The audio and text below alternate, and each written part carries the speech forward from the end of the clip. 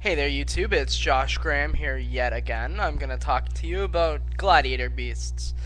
They seem to be my specialty. I have no idea why. I just started playing them a little while ago, like 2 years ago, give or take, and I found that I really like them. So I've constantly been trying to improve the archetype, just doing testing here and there, and some things that I've found, especially this format, are Gladiator Beasts are one of the best decks, regardless of what is topping at regionals, what isn't topping at regionals. Gladiator Beasts, if wielded properly, are probably the best deck right now.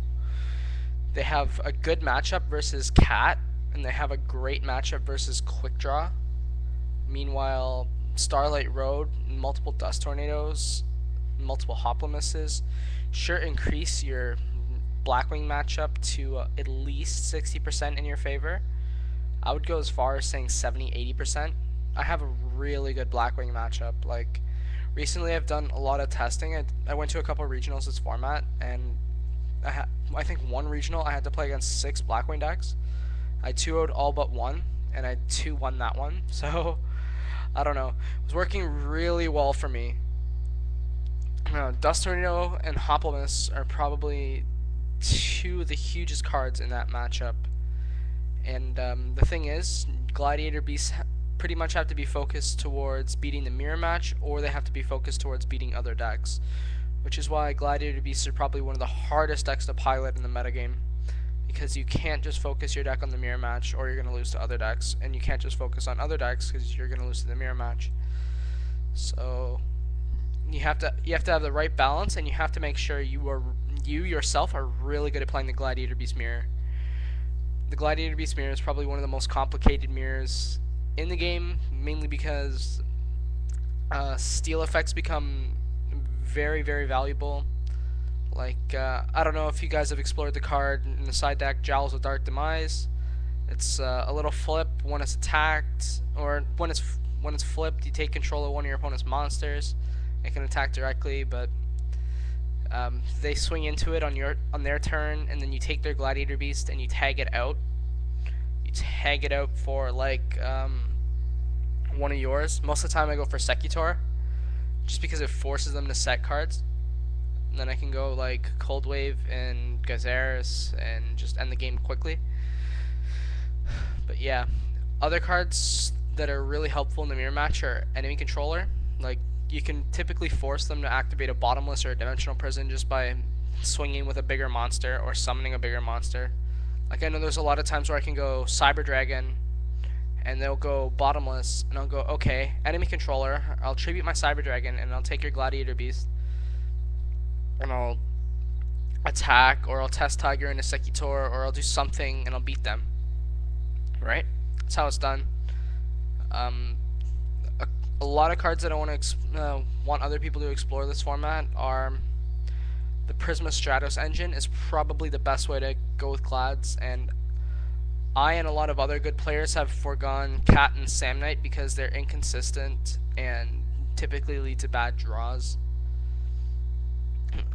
Cat and Samnite were good cards when Rescue Cat was at multiples because, well, they did end the game quickly.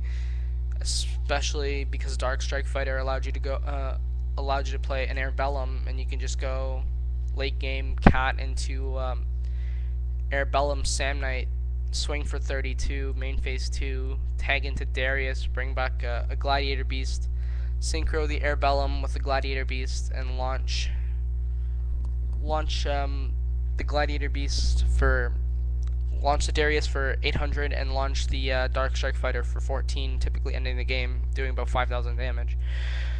But pretty much that was the only time that Rescue Cat was any good and Airbellum was any good. But now they're obsolete cards and you can just run so many better cards. If it hasn't already been said, Triple Book of Moon is pretty much a staple of this format with all the Fire Dog and synchroing that there is. You just go Book of Moon, their tuner, and you take control with your Gladiator Beasts. Or shuts down Black Whirlwind, shuts down Test Tiger plays, shuts down Dark Arm, shuts down like most of the stuff that you're going to be worried about this format. One thing I have to say though is it does not shut down Fortress Dragon. So if your opponent goes Special Summon Cyber Dragon and you book it, they will still go. They can still Fortress Dragon if you control the machine. So just be very careful with that. Double Bottomless is of course a staple. Double War Chariot is of course a staple. I'm exploring Triple Dimensional Prison because I found that a lot of removal this way will let my Gladiator Beasts typically go off, because Gladiator Beasts love a low card situation where they can just keep questing you to death, like, or at least force you to burn cards to kill the quest after you already plussed off of it. Like, it just causes a lot of problems for every single deck. That's only if you play it properly, though. Triple Dust Tornado along with Double Hoplimus is something that I'm exploring, because like one of the best opening plays against anything but the mirror match is go set Dust Tornado, set Hoplimus, and they'll swing in a hop, and you go Murmillo, and then you go Dust Tornado their back row, then you go like Test Tiger and a Secutor, and you win the game. My god, Secutor is like one of the most broken cards ever. But yeah, if you didn't already know that, you shouldn't be playing Gladiator Beasts. Another couple cards that I think are kind of trashy are Gladiator Beast Respite. I think that card is really bad. Right now, I think Proving Ground is really bad. The only reason that I played it a couple years ago when I did Top Shonen Jump Toronto was because Crush Card was such a killer to the deck, and we didn't have a quest then to recurse your Gladiator Beast after getting crushed. So like now, Gladiator Proving Ground just isn't that good. Like, I mean, you can search Bestiary, or you can search Hop, or you can search the Quarry, or you could even search Darius if you want to tag into the Quarry. But, like, you know what? I would just rather draw a Glad, because, I don't know, conflicts less with Cold Wave, and takes up a lot less space, and you still need to run the Gladiator Beasts in the correct amounts, because if you cut down on the Gladiator Beast and you just run multiple Proving Grounds, your guys are just going to get bottomless, and your Proving Grounds are going to be less and less useful as the game goes on. Like, it would be a lot better if it's a Gladiator Beast Proving Ground, but oh well. It doesn't, so it's not as good. So what can you do? Another couple things I would like to explore are... what were they again? Sorry. Starlight Road. Starlight Road is a card that I would play 2 of, mainly just because 3 is overkill, and 1, you don't hit it enough.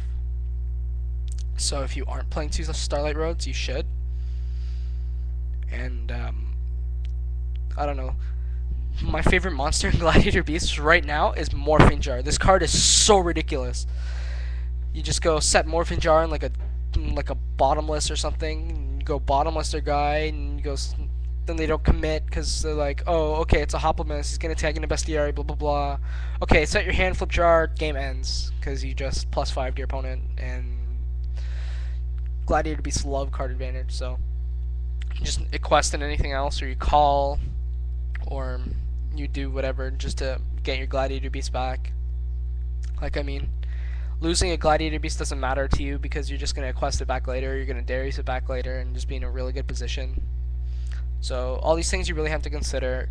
This video is coming a little long, so I'm probably going to cut it off now. Probably going to do a part 2 some other time soon.